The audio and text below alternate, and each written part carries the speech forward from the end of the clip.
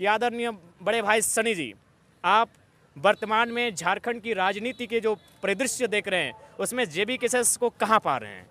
आपको याद होगा, हाय रे दंतुरित मुस्कान जो मृतक में भी डाल दे प्राण, तो ये वही शख्स है। अगर ये मुस्कुरा दे तो जो बीमार लोग हैं वो स्वस्थ हो जाए। ये शख्स है आदरणीय बड़े भाई सनी सरद। जोहार, नमस्कार। तो आप स्क्रीन में जिस शख्स को देख रहे हैं ये किसी परिचय के मोहताज नहीं है साथियों। इनका नाम है, आप कह सकते हैं ये सिने स्टार आदरणीय श्रीमान श्री परम आदरणीय सनी भैया हैं। आपको जब इनका नाम सुनते हैं तो आपके जहन में सनी देओल का नाम याद आता है।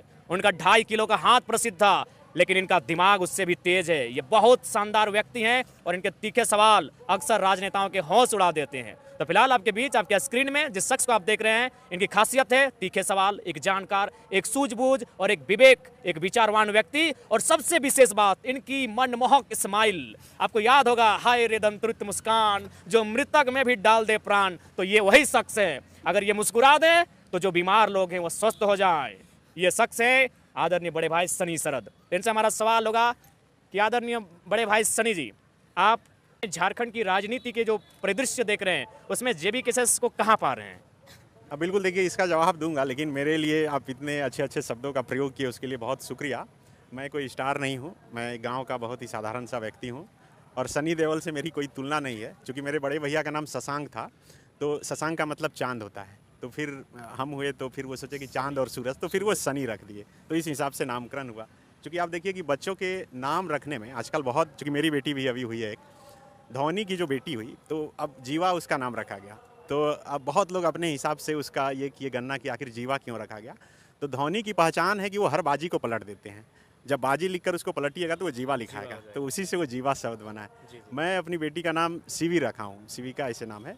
वो इसीलिए क्योंकि मेरी पत्नी जो है वो शंकर भगवान की बहुत बड़ी भक्त है, और सीवी जो है वो शंकर भगवान की पत्नी का नाम है, चूँकि लड़की है। तो ये हुआ।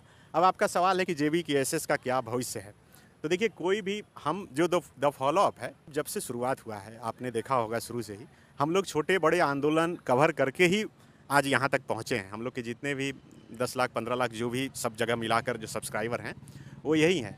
होता ये था, हम 2011 से मतलब पत्रकारिता में आए। यही होता था कि धरना कवर नहीं होता था, धरना सिर्फ अखबार के एक कॉलम में सिमट जाता था। मुझे याद है कि 2011 में एक गोड्डा जिला के ही एक स्वतंत्रता सेनानी थे, वो धरना पर पिछले कई दिनों से बैठे थे राजभवन के पास कि उनका पेंशन वगैरह नहीं चालू हो रहा था स्वतंत्रता सेनानी का। उस समय उस धरने को सिर्फ इतना कवर मिलता था अखबार में। मैंने उसी समय उनको कवर करना शुरू किया और ये हुआ कि फिर उसको सरकार को जो है मानना पड़ा। उस समय मैं जिस चैनल में था, मौर्य टीवी में, उसमें बाकायदा 1 घंटे का उस पर डिस्कशन भी हुआ।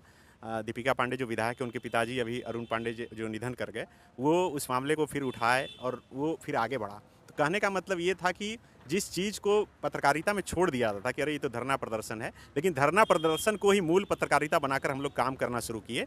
आप देखिए कि जेपीएससी का या जेएसएससी का जितना आंदोलन हुआ हम लोग लगातार सीरीज में कवर कर रहे हैं। तो कहने का मतलब ये है कि जेबी केसेस भले ही संघर्ष के दौर से गुजरते हुए आज यहाँ तक पहुँचा कि टाइगर, आपको लोग कहते हैं, जयराम महतो खड़ा होकर बोल रहे हैं कि हम 6 लोकसभा सीट पर चुनाव लड़ेंगे। हम लोग का प्रेस क्लब का चुनाव जब होता है तो मेंबर सीट पर भी हम लोग खड़ा होने से पहले सोचते हैं कि 10 पत्रकार वोट देगा कि नहीं। अगर आपकी इतनी हिम्मत आई है कि हम 6 लोकसभा सीट पर चुनाव लड़ेंगे, तो मुझे लगता है कि जेबी केसेस जो है पहले से मजबूत हुई है और आगे भी और अच्छा करेगी।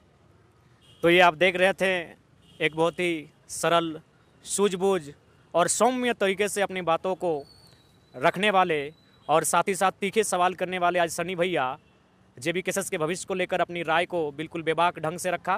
लेकिन इससे पूर्व इन्होंने अपनी तुलना जो सनी देओल से की गई थी इसे नकारा। ये इनकी महानता है, बड़प्पन है।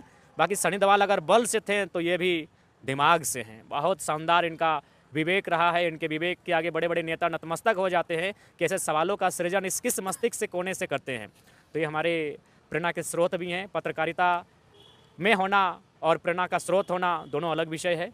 और सनीदा का पत्रकारिता के अलावा भी जो जीवन है वो बड़ा ही मिलनसार जीवन है। उम्मीद करते हैं कि इनका मार्गदर्शन हमें मिले और हमारी भी शुभकामनाएं द फॉलोअप को। और साथ ही सनी भैया सच में सन की तरह बिल्कुल शाइनिंग करें, हमारी शुभकामनाएं।